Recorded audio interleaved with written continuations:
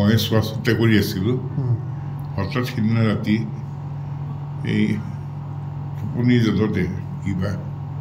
মই পৰি পেলাই মোৰ এই হিপ বনডাল ভাঙিলে ভাঙি আকৌ ইয়াতে হস্পিটেলত আহিলোঁ KGMTত ল'ৰালৰিকে লৈ আহিলে তাৰপৰা পৰি আছোঁ এই 5 দিনে এতিয়া অসুবিধা হৈছে কি হয় পেচমেকাৰ লগোৱাৰ পিছত হঠাৎ লগে লগে অপাৰেশ্যন কৰা কিবা কৰা সেইবিলাক বহুত সাৱধান হ'বলগীয়া হয় ডাক্তৰে তাকে আলোচনা বিলোচনা কৰি আছে তেখেতসকলে যিটো ভাল সেইটো কৰিব মই বিশ্বাস আৰু ৰাইজৰ আশীৰ্বাদ মোৰ শক্তি গতিকে এইখিনি হৈ পেলাই ভাল হৈ ওলাই যাম আকৌ গৈ পেলাই NRC ডাবিংখিনি কৰিবলৈ আছে সেইটো এতিয়া মনত চিন্তা আছে সেইখন ডাবিং কৰিব লাগিব চিনেমাখন তেতিয়াহে সম্পূৰ্ণ হ'ব এইবিলাক সৰু সৰুখিনি এই এক্সিডেণ্টৰ আগতে সেইখিনি ফটোশ্বুট কৰি আহিছোঁ আগদিনা ৰাতি আহি পেলাই সেইবিলাক হৈ গ'ল পোষ্টাৰ ফটোশ্বুট এতিয়া ডাবিং দিব আছে এতিয়া কেৱল ডাবিং দিব আছে ভাল হ'ব আপুনি তাকে বেয়া লাগিছে ৰাইজে তাৰপিছত আকৌ চিৰিয়েল এখন কৰি আছোঁ বোৱাৰী বুলি বাপ্পা হামেদৰ বেচাৰা বাপ্পাৰ বেয়া লাগিছে মানে আশা কৰি কাষ্টিং কৰিলোঁ 2 দিনমান কৰিলোঁ তাৰপিছত সদায় খবৰ লৈ আছে ভাল পাই কেতিয়া ভাল পাব দাদা পাইছে নে দাদা তাত বেছি বেয়াহে হৈ গৈ আছে মোৰ একো নহয় আপুনি সোনকালে সুস্থ হৈ যাব পাৰিব গৈ পেলাই আকৌ মই কামে কাজে লাগিব লাগে সেইটোৱে আশা কৰিছোঁ ৰাইজৰ আশীৰ্বাদে মোৰ শক্তি যোৱাবাৰো এনেকৈ অসুস্থ হৈছিলোঁ ৰাইজৰ আশীৰ্বাদৰ বাৰু তাকো এপাব লাগিছিলোঁ আজি 2 বছৰ আগত এইখন হস্পিটেলতে তাৰপিছতে আকৌ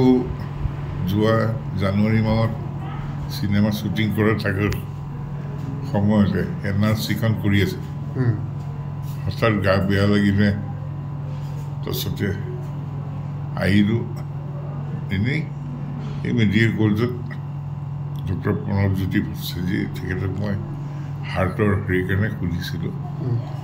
ক'লে নহয় আপোনাৰ পেচমেকাৰ লগাব লাগিব তাৰপিছতে লগে পেচমেকাৰ লগালে তাতে সেইখিনি সময়ত চৰকাৰে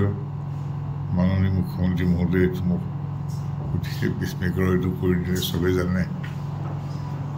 সেইখিনি ৰাতিটোৰ ভিতৰতে পেচমেকাৰ লগালোঁ সকলোৰে আশীৰ্বাদ সহায় সহযোগত ভাল হৈ ওলাই আহিলোঁ ঘৰ পালোঁহি ঘৰ পাই পেলাই মোৰ পৰিবাৰে এই হোলীৰ দিনাখন ৰাতিপুৱা গা পা ধুই পেলাই পাকঘৰ সোমাওঁতে তাতে এতিয়া প্ৰেচাৰ ষ্ট্ৰক হ'ল হৈ পেলাই এটা চাইডটো পেৰালাইচিছ হৈ গ'ল এইখন KGMT হস্পিটেলতে প্ৰায় তেওঁ 25-26 দিন ইয়াত থাকিবলগীয়া হ'ল হৈ তাৰপিছত ইয়াৰ পৰা প্ৰাণে বাচি তেওঁ সুস্থ হৈ ঘৰলৈ গ'ল যদিও এতিয়ালৈকে তেওঁ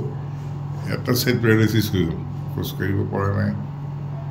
বাকী হাত তাতবিলাক ভাল হৈছে এতিয়া ঘৰতে ফিজিঅ'থেৰাপি হৈ আছে আৰু সকলোজনে মোৰ ছোৱালীজনী আছে তাই আদাৰনেবল চাইল্ড তাই কথা ক'ব নোৱাৰে খোজকাঢ়িব নোৱাৰে এনেই বাকী ঠিকেই আছে সুস্থ হৈ গতিকে তথাপি তাইৰ পৰিচৰ্যাটো বহুতখিনি ধ্যান কৰিবলগীয়া হয় মুখৰ ৰেখা লম্বিত হ'লে মুখৰ উদয় হয় মুখৰ মাজতো হাঁহিব জানিলে জীৱন মধুৰ হয় আইতাই কয় আপুনি নিজে লিখিছে মই নিজে লিখিবলৈ বিচাৰোঁ মোৰ কবিতা মই লিখোঁ কিবা এইটো এতিয়াও বিচনাত থাকি কবিতাই লিখিব লাগিব কিবা কি মনলৈ আহি থাকে পোৱা নোপোৱাৰ নামে জীৱন আইতাই কয় নোপোৱাখিনিতো আহিব জানিলে জীৱন মধুৰ হয় আইতাই কয় তেনেকেই আৰু কি কৰিম আপোনাক বেয়া পোৱা মানুহে নাই সকলোৱে আপোনাক ভাল পায়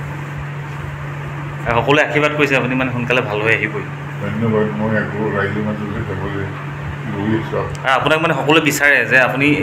আপোনাৰ যিটো কেৰেক্টাৰ, যিটো আপুনি অভিনয় কৰে, সেইটোক মানে সকলোৱে ভাল পায় তাৰমানে, আৰু সেই তেনেকুৱা হিচাপে আপোনাক আকৌ বিচাৰে তাৰমানে ৰাইজে।